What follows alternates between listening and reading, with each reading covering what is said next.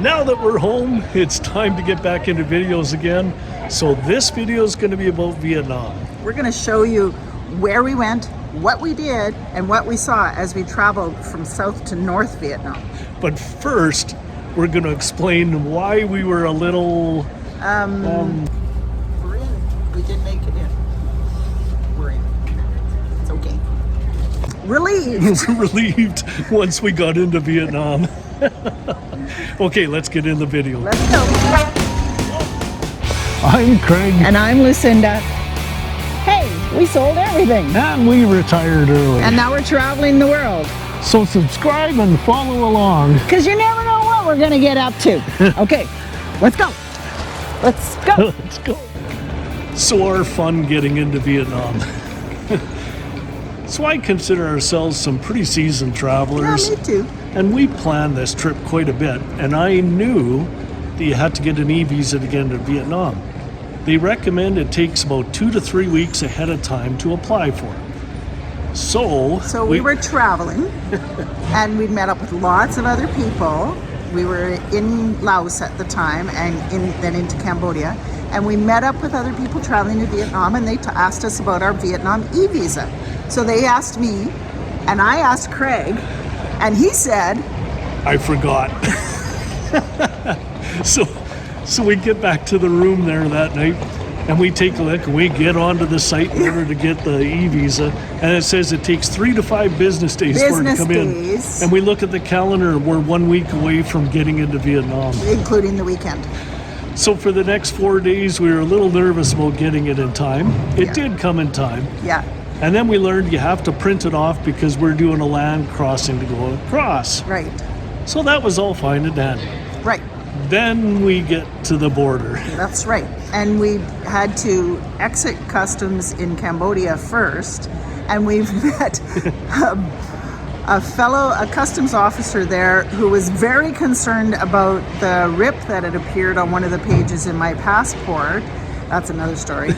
And the fact that on the e-visa, Craig's first and middle name were reversed, whereas reversed from what it is on his passport the proper way. So the interpreter for the bus company was telling me he didn't want to let us go through because he was concerned we wouldn't go into Vietnam. He thought that the Vietnam agent was going to have a problem and told us that we maybe should have quite a bit of money available in case we had to bribe, and we're just like, oh my God. So we get to their immigration border, and bing, bang, boom. We went through. The guy was like, and we get on the bus. We get on the bus. And we sat down, and that's when you saw us exhale. Okay, well, let's get into what we saw, what we did in Vietnam. Now, after that, everything else was, just as exciting. When we planned this trip to go through Vietnam, we decided we wanted to see as much of Vietnam as possible. So the first place we went to was Ho Chi Minh City. And boy, was this ever crowded. I didn't realize how big it was. Ho Chi Minh City is about 8.6 million people, I think I found out. And they have about 7.3 million registered motorcycles there. The roads there were crazy with motorcycles.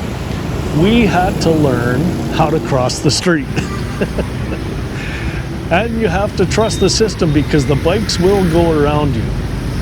The cars, they will honk, but the reason why they're honking is they're not warning you where they are.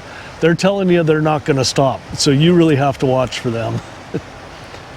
Now, the hotel we had at Ho Chi Minh City was right in the middle of town, and what an awesome location. We just walked most everywhere. We did elect to do the city bus tour. So when we went around town, we were able to see a museum. We got to see a lot of the city just on the bus, and we did stop off at the War Remnants Museum. That was an eye-opening experience.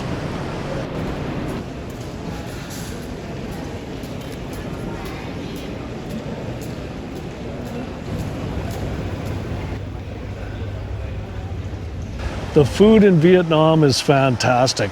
We ended up at one restaurant, a pho restaurant, which is actually a Michelin star restaurant. I just wanted to show one thing that I saw in here. Michelin 2023 and 2024. After Ho Chi Minh, we headed up to Dalat because there was something there that we both really wanted to see, me especially. It was called the Crazy House. And it's a hotel that we stayed in, but it's more than that. It's a whole architectural fantasy land that was built by Dr. Dang Vietnam.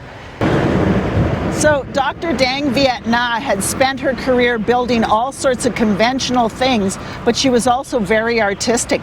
And when she started the plans for Crazy House, she didn't start with a set of architect's plans. She started with abstract paintings.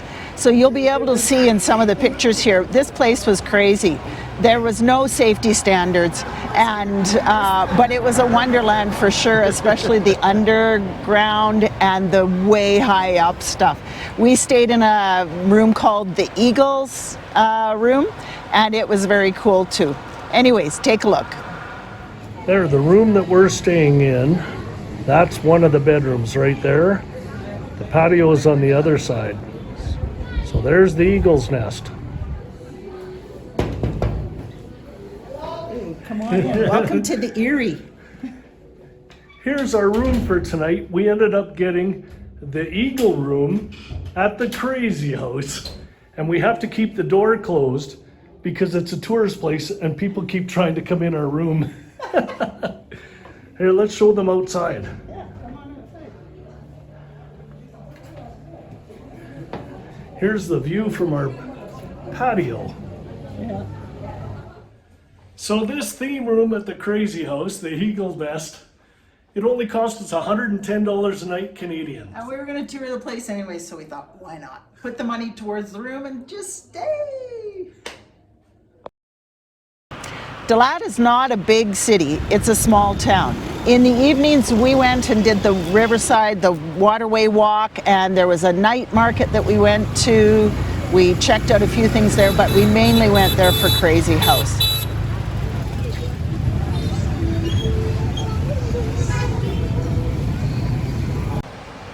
And we were only in Dalat for a couple of days, and then we made our way. The next town is Da Nang, but...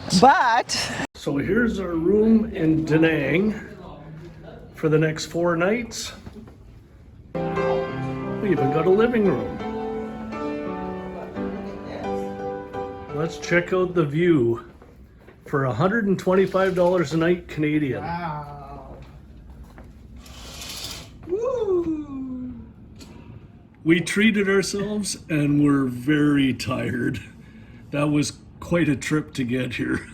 We'll tell you about that later. But it took us a while to get there. Our plane was delayed 3 times. So we missed the connection and we arrived in Ho Chi Minh back there, and we ended up spending the night outside of the airport. Yep, because by the time we got there, the airport was closed, so we had to go out, and we had about 5 or 6 hours to wait at a coffee shop across the street until the airport opened again and we could go back in. The past 9 weeks, the weather had been fantastic, but when we got to Da Nang, the weather changed. We were real fortunate to have this hotel right across the street from the beach, and we found ourselves a great place to hang out while the weather turned.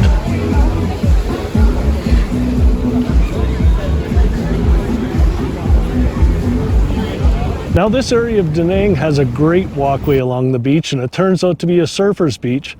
But when the weather was real bad, I could just sit here in the room and watch the surfing. So there's one thing we really wanted to see while here in Da Nang, and by the very last day, the weather still hadn't cleared, so we went to go see it anyhow. That was the Golden Bridge at Bana Hills.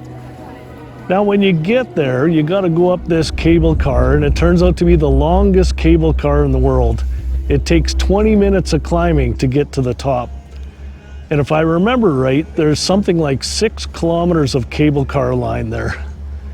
Once we got to the top, it was still cloudy, it was rainy, but it was still incredible to see the Golden Bridge. It was actually pretty cool to see it while it was in the mist. There is a lot of things to do up at the top. I believe the company's called Sun World, and it's almost like Disneyland at the top of a hill. We really enjoyed the day, but it was still raining. And by the time we started going down, it did start to clear a little bit. Now it's time to go to the next city. Welcome To Hanoi, Vietnam! Now we stayed in the old town of Hanoi. So what we decided to do, we did a day-long tour to go to Ninh Binh.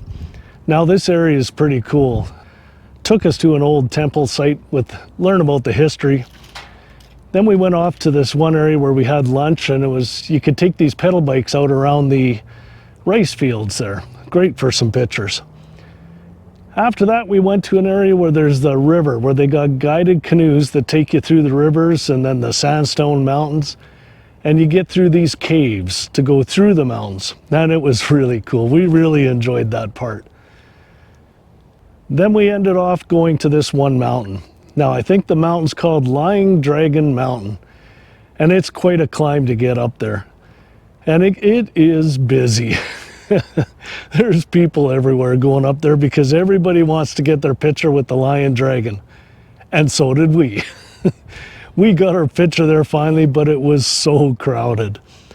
And it was amazing views up there. You know why everybody goes up there. Anyhow, it was a good day-long tour, but it was a long day. And then on another day, we ended up taking a rickshaw. That was the first time we'd ever been in one of those. And it was a little bit intimidating because the traffic is so busy. Here we go. Craig tries new things again. And Lucinda too. Now in Hanoi, there's a coffee shop there called Cafe Giang, which claims to be the inventor of egg coffee. Now, we'd heard about egg coffee a lot going through Vietnam, but we decided to wait until we got to this one. So our rickshaw driver, he took us there. Once we got out, we had to go up. Now, this leads us into another edition of Craig Tries New Things. It's not the end of the video though, because we're gonna get into Train Street right after this. Okay, Craig, you're gonna try another new thing, right? And this time it's coffee. We came all the way to Hanoi, Vietnam for this one.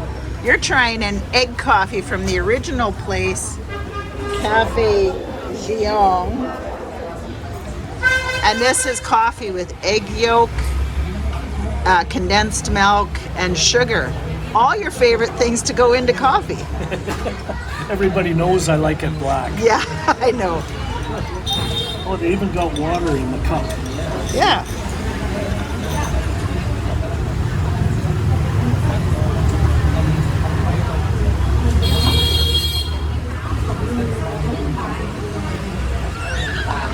Well, that's different.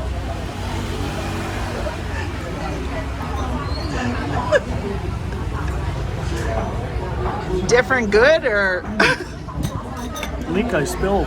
I think you did. Oh, there's a napkin. Now to get back to Train Street.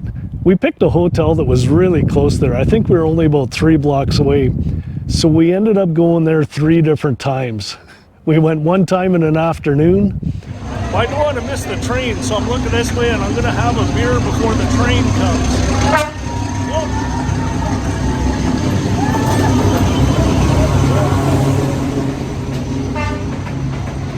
So we wanted to see what it was like at nighttime. So we experienced that also. Here's that one.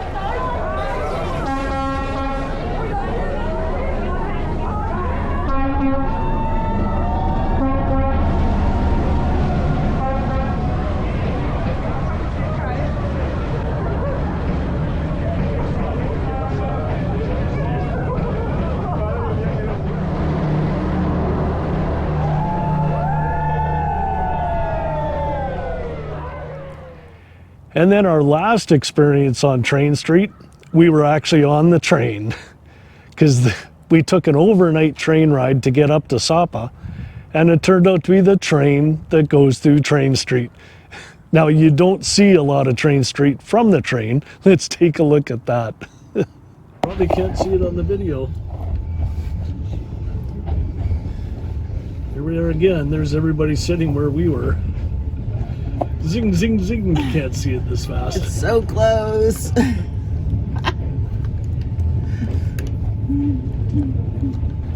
So we were so fortunate to see Train Street when we did. We actually went there 3 different times. But shortly after we were there, I think it was about a week or so, the authorities actually closed Train Street to visitors. They closed it due to safety concerns. There was so many tourists around there and people were getting so close to the trains, and a lot of the cafes were not keeping up to their permitting regulations. So the authorities closed it. I still don't know if it's open again. But we were lucky we were able to see it because we traveled a long way to get there. Now on the next video is an excursion that we were both really looking forward to. We were a bit nervous that the weather wasn't going to straighten out by the time we got there, but what an amazing experience. That'll be on the next video.